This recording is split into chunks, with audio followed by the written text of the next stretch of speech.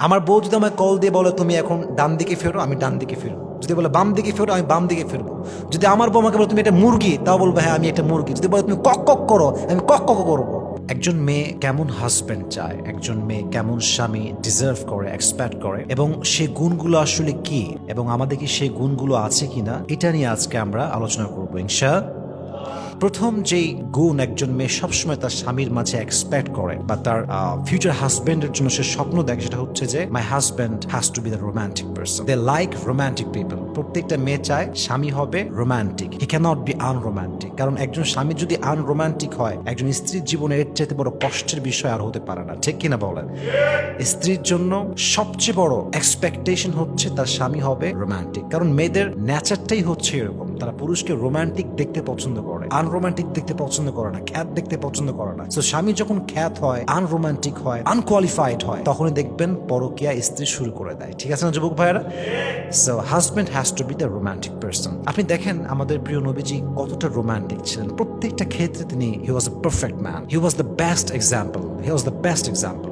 সব দিক থেকে আমাদের নবী হচ্ছে শ্রেষ্ঠ উদাহরণ। সুবহানাল্লাহ পড়ার সময় আপনারা নবীজির স্ত্রীদের সঙ্গে ব্যবহার ছিল অলওয়েজ রোমান্টিক। কথা বলতেন হাসি দিয়ে, কমিউনিকেশন ছিল সুন্দর, কখনো রুড হতেন না, সবসময় রোমান্টিক ছিলেন। এই জন্য আমরা ট্রাই করব যতটুকু পারা যায় আমরা স্ত্রীর সঙ্গে রোমান্টিক থাকবো, এবং অবশ্যই আমাদের যে ভালোবাসাটা আছে মানে স্ত্রীর জন্য, we have to express that love, এটাকে আমাদের প্রকাশ করতে হবে। এটা কথা মাথায় রাখবেন। পুরুষের জীবনে মায়ের পরে সবচেয়ে বেশি পুরুষকে যে নারী ভালোবাসে সে হচ্ছে তার স্ত্রী। মায়ের পরে সবচেয়ে পুরুষকে যে নারী টেক কেয়ার করে তার সে হচ্ছে স্ত্রী। এই জন্য স্ত্রী হচ্ছে পৃথিবীর সবচেয়ে দামি সম্পদ। আপনি ভাবেন আপনার স্ত্রী মানে হচ্ছে আপনার অর্ধাঙ্গিনী, আপনার ইমানের অর্ধাঙ্গ সে, আপনার সন্তানের মা সে, আপনার ঘরের টেক কেয়ার করে সে, আপনার জামা কাপড় ধয় সে, আপনার মেহমান আসলে মেহমানদারি করে সে। প্রত্যেকটা জায়গায় জায়গায় আপনার স্ত্রীর একটা পার্ট, একটা স্যাক্রিফাইস আপনার জীবনে আছে না নাই? একজন মাথায় রাখতে হবে পুরুষকে তার মায়ের পরে সবচেয়ে বেশি ভালোবাসে একজন নারী, সে হচ্ছে তার স্ত্রী। একজন স্ত্রীর সঙ্গে রোমান্টিক হতে হবে, ভালো ব্যবহার করতে হবে। রাজি আছেন তো ইনশাআল্লাহ? সো এক number, as a husband we must have to be romantic. কি হতে হবে? না শুনি নাই আমি, সবাইকে বলতে হবে কি হতে হবে? রোমান্টিক হতে হবে। আল্লাহ আমাদেরকে বোঝার তৌফিক দান করুন, সকলে পড়া আমিন।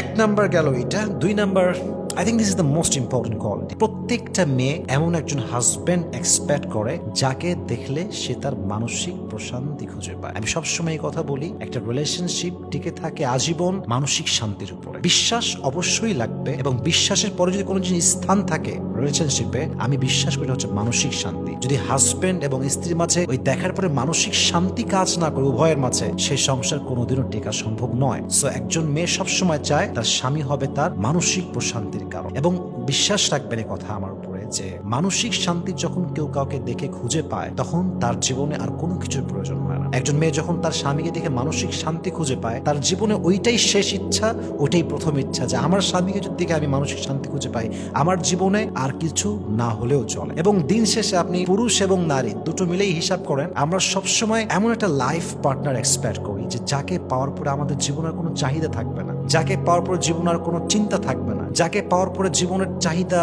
কষ্ট, দুঃখ, এই যে আরো চাই, I need more, I want মোর, এগুলো যেন থাকে না, এই একটা চিন্তা আমরা সবসময় করি। এবং দেখবেন একজন মানুষ যার কাছে মানসিক প্রশান্তির স্ত্রী আছে, ও জীবন আর কিচ্ছু চায় না, কারণ তার যেটা পারপাস লাইফের সেটা পেয়ে গিয়েছে। আর যার কাছে বউ নাই, মানসিক শান্তির কারণ নাই, ও দেখবেন অস্থির, এই দিক ওই দিক সেই দিক ঘুরতেছি আমরা। অতএব একজন স্ত্রী সবসময় চায় মানসিক শান্তির মতো একজন মানুষ খুঁজে পেতে। কথা ঠিক আছে না যুবক ভাইয়েরা?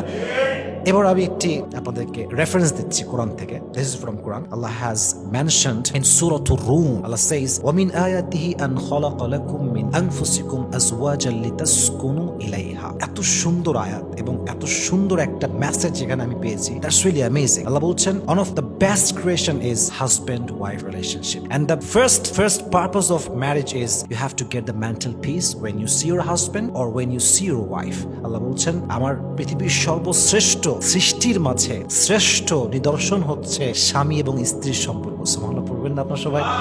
এবং আল্লাহ বলছেন এই পৃথিবীতে বিবাহের যে মূল উদ্দেশ্য, আল্লাহ তিনটা বলেছেন, তার প্রথমটাই হচ্ছে মানসিক প্রশান্তি। আপনি দেখবেন আপনার নানা আপনার নানিকে এখনো ভালোবাসে, আপনার নানি আপনার নানাকে এখনো ভালোবাসে, আপনার দাদা দাদিকে এখনো ভালোবাসে, দাদি দাদাকে খুব ভালোবাসে। আমি আমার নিজের নানির কথা বলি, আমার নানি একবার খুলনা বাগেরহাট থেকে রাজশাহীতে আসছিল, 2-1 দিন থাকছে নানাকে ছাড়া, থাকবেই না। কত বললাম থাকো থাকো, বলছেন না আমি তো রেখে আসছি ওনাকে ওখানে, কি করছে, কি খাচ্ছে।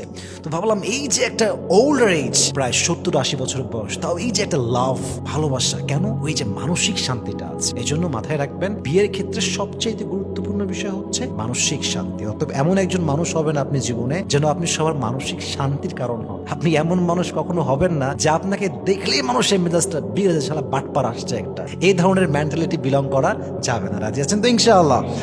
আল্লাহ আমাদেরকে তৌফিক দান করুক, সকলেই পড়া আমিন।